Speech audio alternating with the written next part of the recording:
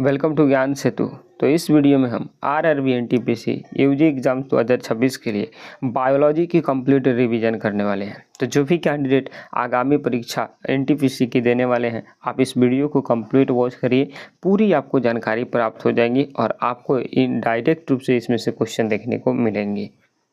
तो चलिए शुरू करते हैं हम अपने लेक्चर को। तो सबसे पहला क्वेश्चन हमारा बनता है कि कोशिका के अध्ययन को क्या कहा जाता है। तो कोशिका के अध्ययन को साइटोलॉजी कहा जाता है। और आप जानते हैं कोशिका की खोज सर्वप्रथम 1665 में रॉबर्ट हुक ने करी थी। कोशिका को जीवन की कार्यात्मक और संरचनात्मक इकाई माना जाता है और सबसे छोटी कोशिका माइकोप्लाज्म है और वही सबसे बड़ी कोशिका ऑस्ट्रिच एग सेल होती है। नेक्स्ट क्वेश्चन कि आत्मघाती थैली किसे कहा जाता है, सुसाइडल बैग किसको कहा जाता है। तो कोशिका में लाइसोसोम को सुसाइडल बैग या फिर आत्मघाती थैली कहा जाता है और इसकी खोज क्रिश्चियन डी डुवे ने करी थी। इसमें पाचक एंजाइम बनते हैं और यह लाइसोसोम अगर फट जाए तो पूरे एंजाइम कोशिका को पचा लेता है, जिस कारण से आदमी की मृत्यु हो जाती है। तो इसलिए इसको आत्मघाती थैली भी कहा जाता है। नेक्स्ट क्वेश्चन, कोशिका का पावर हाउस किसे कहा जाता है। तो कोशिका का पावर हाउस ये माइटोकॉन्ड्रिया को कहा जाता है, क्योंकि यहाँ पर एटीपी का ऊर्जा का निर्माण करती है। एटीपी का पूर्ण रूप एडिनोसिन ट्राइफॉस्फेट है। माइटोकॉन्ड्रिया का अपना खुद का डीएनए और राइबोसोम होता है और यह केवल यूकैरियोटिक कोशिका में पाई जाती है। तो कोशिका की power house mitochondria. Next question, मानव शरीर की सबसे बड़ी ग्रंथि कौन सी है। तो मानव शरीर की सबसे बड़ी ग्रंथि यकृत है, लीवर है। यकृत जो कि वाइल्ड जूस का स्राव करती रहती है और भोजन के पाचन में अपना अथक सहयोग देती है। और यकृत की बात करते हैं तो इसके पुनरुद्धारण रीजेनरेशन की क्षमता सबसे अधिक होती है। कितना भी खराब हो जाए बहुत जल्दी अपने आप को ये रीजेनरेट कर लेगा और ये विटामिन ए का एक बेहतरीन भंडारण करती है। तो शरीर की सबसे बड़ी ग्रंथि कौन, यकृत। नेक्स्ट क्वेश्चन, रक्त का थक्का जमने में कौन सा विटामिन सहायक होता है। तो रक्त का थक्का जमाने में विटामिन के काफ़ी ज़्यादा सहायक होती है। विटामिन के का रासायनिक नाम फिलोक्विनोन है और इसकी कमी से चोट लगने पर खून का बहना बंद नहीं होता है। यह लीवर में प्रोथ्रोम्बिन बनाने के लिए काफ़ी ज़्यादा आवश्यक होता है और विटामिन की हमको फल ये सब चीज़ों से देखने को मिलती है। तो कौन सा विटामिन, विटामिन के। नेक्स्ट क्वेश्चन, इंसुलिन की कमी से कौन सा रोग होता है। तो इंसुलिन की कमी से मधुमेह या फिर डायबिटीज नाम की बीमारी होती है। इंसुलिन अग्न्याशय की बीटा कोशिकाओं से निकलता है और यह रक्त में ग्लूकोज या शर्करा की मात्रा को नियंत्रित कंट्रोल करके रखता है और इसी के कमी की वजह से, इंसुलिन की कमी की वजह से शरीर में मधुमेह डायबिटीज हो जाती है। डायबिटीज भी दो प्रकार की होती है, टाइप 1 और टाइप 2 डायबिटीज। टाइप 1 आपकी बच्चे में होती है और टाइप 2 बूढ़े में होती है। और विश्व मधुमेह विश्व डायबिटीज दिवस 14 नवंबर को मनाया जाता है। नेक्स्ट क्वेश्चन, मानव शरीर में कुल कितनी हड्डियां होती है। तो मानव शरीर में कुल 206 हड्डियां होती है। नवजात शिशु की बात करते हैं तो 300 हड्डियां होती है और शरीर की सबसे छोटी हड्डी का नाम स्टेपीज है जो कि कान में पाई जाती है और शरीर की सबसे बड़ी हड्डी का नाम फीमर हड्डी है जो कि जांघ में पाई जाती है। नेक्स्ट क्वेश्चन, कि प्रकाश संश्लेषण की दर किस रंग में सबसे अधिक होती है। जो प्रकाश संश्लेषण होती है वो किस में सबसे अधिक होती है, किस रंग में। तो लाल रंग में सबसे अधिक होती है। प्रकाश संश्लेषण के का जो मेन कारण होता है वो आपकी क्लोरोप्लास्ट होती है जो कि पत्तियों में पाई जाती है। हरे रंग के प्रकाश में यह दर सबसे कम होती है और इसी प्रक्रिया में सौर ऊर्जा को रासायनिक ऊर्जा में ये बदलती है। नेक्स्ट क्वेश्चन है कि लाल रक्त कणिकाओं का जीवन काल कितना होता है। तो लाल रक्त कणिकाओं का जीवन काल कुल 120 दिन तक होता है और इस आरबीसी का जो निर्माण होता है वो हमारे अस्थि मज्जा में होता है, बोन मैरो में होता है। इसे एरिथ्रोसाइट्स भी कहा जाता है और प्लीहा को आरबीसी का कब्रिस्तान कहा जाता है। नेक्स्ट क्वेश्चन है कि पेसमेकर का संबंध शरीर के किस अंग से होता है। तो पेसमेकर ये एक यंत्र है जो किसी के हृदय की धड़कन को मापी जाती है और यह एसए नोड, इसको एसए नोड भी कहा जाता है, एसए नोड भी कहा जाता है और हमारा धड़कन 1 मिनट में 72 बार धड़कता है। नेक्स्ट क्वेश्चन, मास्टर ग्रंथि किसे कहा जाता है। तो मास्टर ग्रंथि पीयूष ग्रंथि को कहा जाता है और यह मस्तिष्क का एक आधार में स्थित होता है। यह अन्य ग्रंथियों के हार्मोन स्राव को काफ़ी ज़्यादा नियंत्रित करती है। इसे ग्रोथ हार्मोन या फिर एसटीएच का निर्माण भी होता है। तो कौन सी मास्टर ग्लैंड है, वो है पीयूष ग्लैंड। नेक्स्ट क्वेश्चन, पौधों में जल का परिवहन किसके द्वारा होता है? तो पौधों में जल का परिवहन जाइलम के द्वारा होता है। जाइलम जड़ों से जल और खनिजों को पत्तियों तक पहुंचाता है और फ्लोएम भोजन का परिवहन करता है।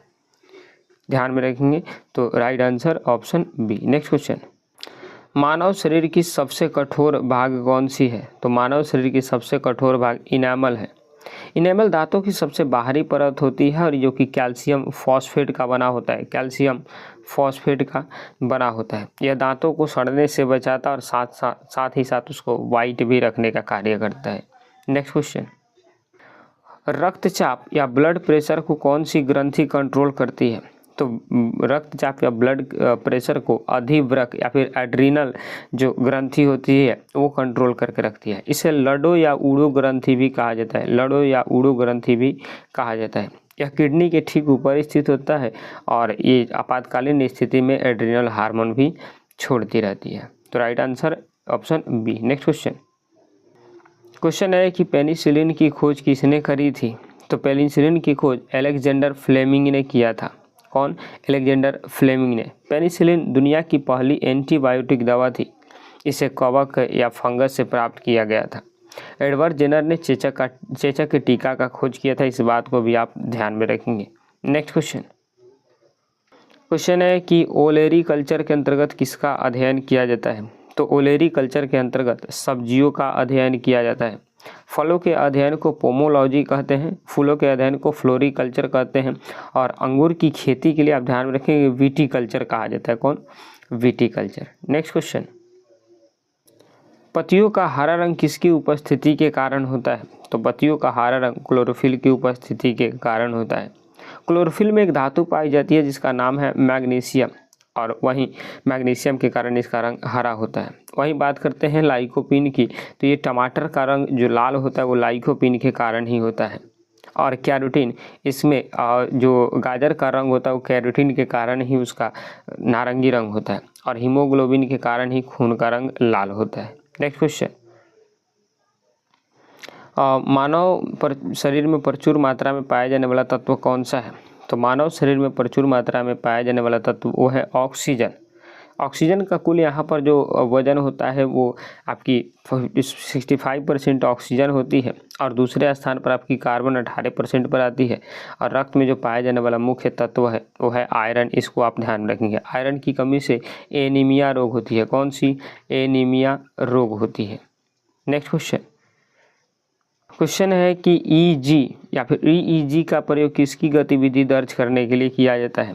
तो ईईजी का उपयोग ये आपकी मस्तिष्क की गतिविधि को दर्ज करने के लिए किया जाता है। ईईजी का फुल फॉर्म होता है इलेक्ट्रोएन्सेफेलोग्राम, इलेक्ट्रोएन्सेफेलोग्राम। और आप जानते हैं हृदय के लिए ईसीजी का प्रयोग किया जाता है। ईसीजी इलेक्ट्रोकार्डियोग्राफ का यूज किया जाता है और मस्तिष्क शरीर का संतुलन और सोच नियंत्रित करने का कार्य करती है। नेक्स्ट क्वेश्चन, क्वेश्चन है कि घेंघा रोग किसकी कमी के कारण होता है? तो घेंघा रोग शरीर में आयोडीन की कमी के कारण होती है। इसकी कमी से थायराइड ग्रंथि में सूजन आ जाती है और सूजन आने की वजह से थायरोक्सिन हार्मोन निकलता है और इसी हार्मोन की वजह से हमारी जो थायराइड होती है या फिर गला होता है वो फूल जाता है। आयोडीन युक्त नमक खाने से ये रोग से हम बच सकते हैं। नेक्स्ट क्वेश्चन, क्वेश्चन है कि हड्डियां और दांतों के निर्माण के लिए क्या आवश्यक होता है? तो हड्डियां और दांतों के निर्माण के लिए कैल्शियम और फास्फोरस काफ़ी ज़्यादा आवश्यक होती है।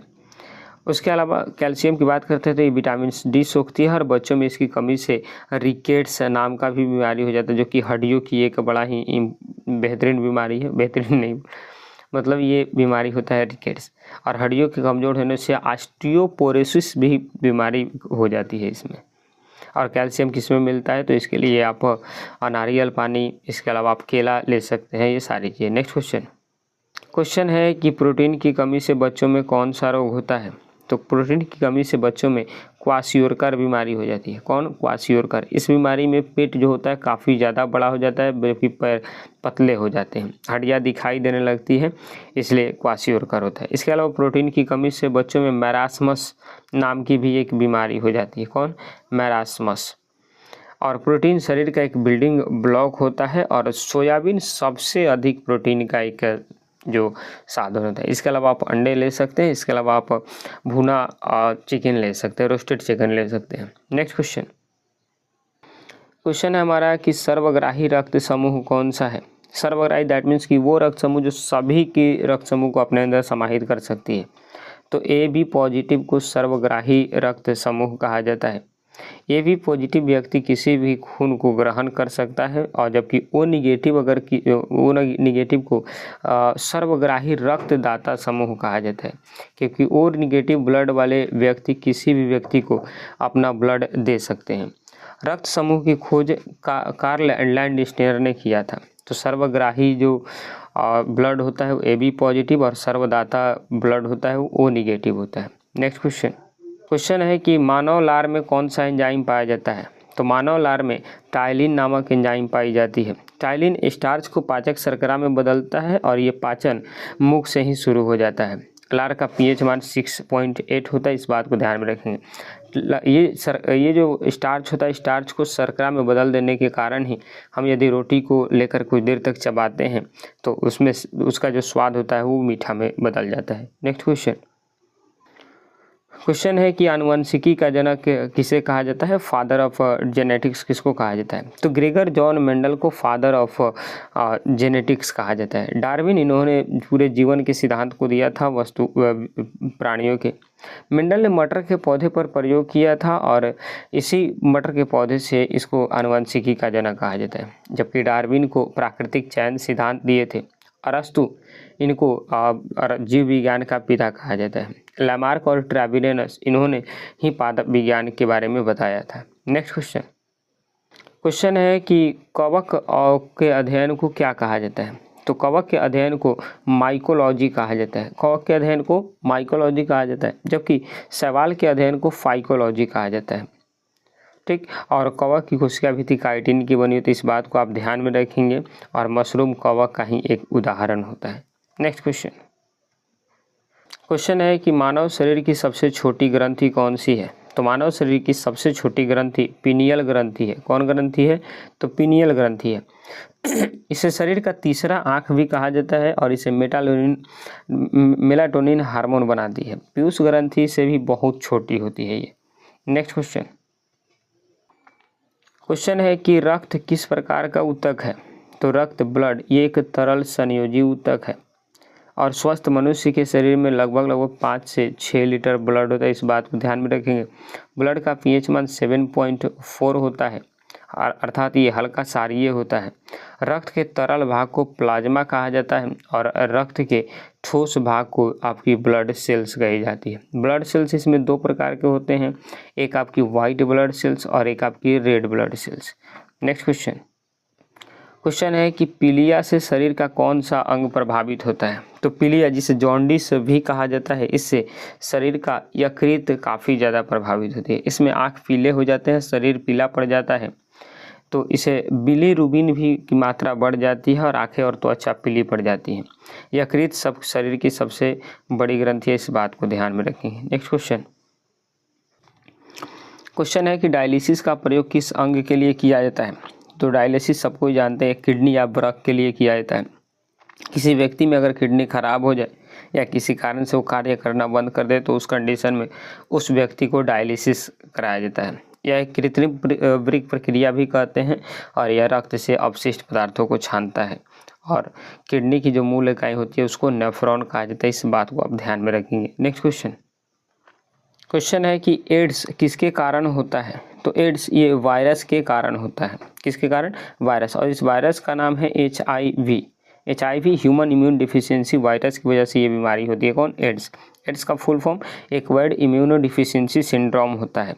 इसके लिए एलिजा टेस्ट कराई जाती है,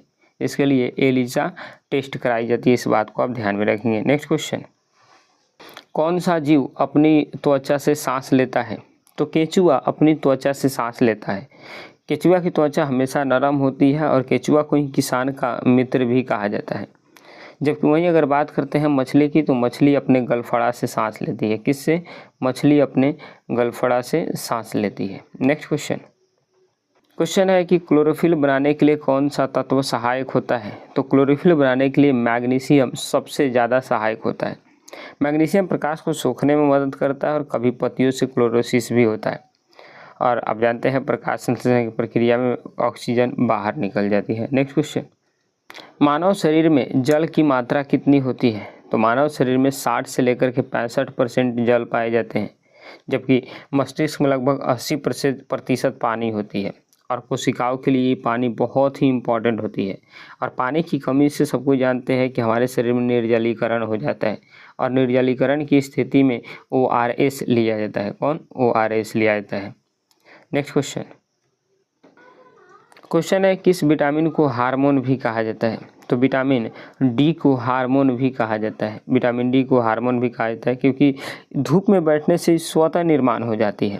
यदि आप 7 से 9 बजे तक उतना अब कहिएगा बाद के धूप में, तो बाद के धूप में खुद आपसे बैठास नहीं होगा। तो 7 से 9 बजे तक या फिर शाम के 3 से 4 बजे के बीच की अगर धूप में आप बैठते हैं तो आपके शरीर में स्वतः विटामिन डी का निर्माण हो जाएगा। और इसी का रासायनिक नाम कैल्सीफेरोल होता है और हड्डियों के लिए काफ़ी ज़्यादा लाभदायक होती है। नेक्स्ट क्वेश्चन है कि मलेरिया रोग किस परजीवी के कारण होता है? तो मलेरिया रोग ये प्लाज्मोडियम की वजह से होता है। किसके?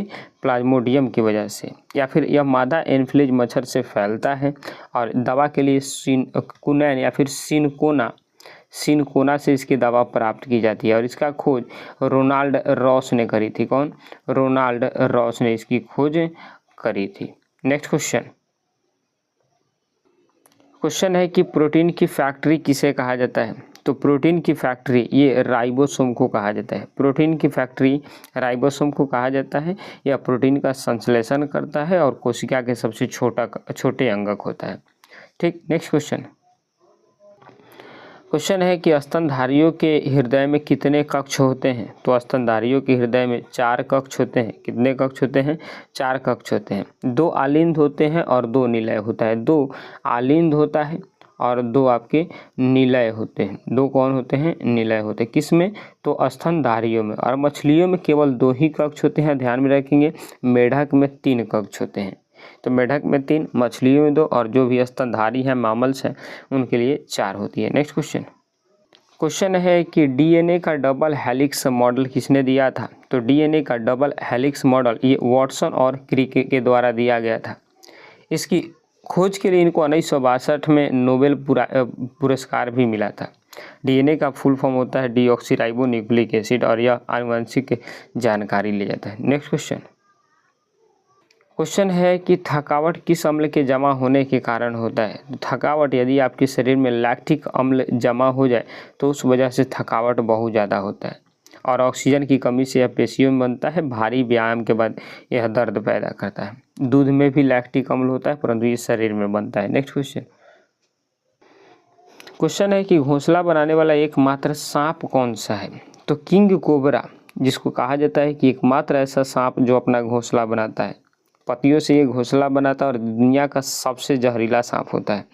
और इसके जहर से नर्वस सिस्टम को काफ़ी ज़्यादा इफेक्ट पड़ती है। किसको? नर्वस सिस्टम को। नेक्स्ट क्वेश्चन है कि सबसे बड़ा जीवित पक्षी कौन सा है?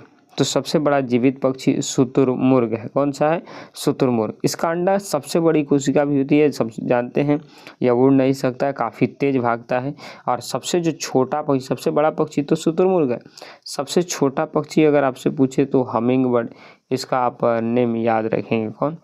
Humming bird. नेक्स्ट क्वेश्चन है कि BCG का टीका किसके लिए लगाया जाता है? तो BCG का टीका ये टीबी या फिर ट्यूबरक्लोसिस के लिए लगाया जाता है। BCG का फुल फॉर्म बैसिलस कैलिमेट ग्यूरिन होता है। और टीबी जो है बैक्टीरिया से होने वाला एक रोग है। और किसको प्रभावित करता है? तो ये फेफड़ा को सबसे ज़्यादा प्रभावित करता है। नेक्स्ट क्वेश्चन कि किस विटामिन की कमी से रतौंधी होती है? तो विटामिन ए की कमी से रतौंधी होती है। किसके? विटामिन ए की कमी से रतौंधी होती है। इसका रासायनिक नाम रेटिनॉल होता है। रासायनिक नाम क्या होता है? तो रेटिनॉल इसका रासायनिक नाम होता है। और गाजर सबसे अच्छा इसका स्रोत होता है। और यह आँख की कमजोरी से, ये आँखों इससे कमज़ोर हो जाती है। नेक्स्ट क्वेश्चन है कि स्कर्वी रोग किस विटामिन की कमी से होता है? तो स्कर्वी रोग विटामिन सी की कमी से हो जाता है। विटामिन सी को रासायनिक नाम, विटामिन सी का रासायनिक नाम एस्कॉर्बिक एसिड है। कौन? एस्कॉर्बिक एसिड है।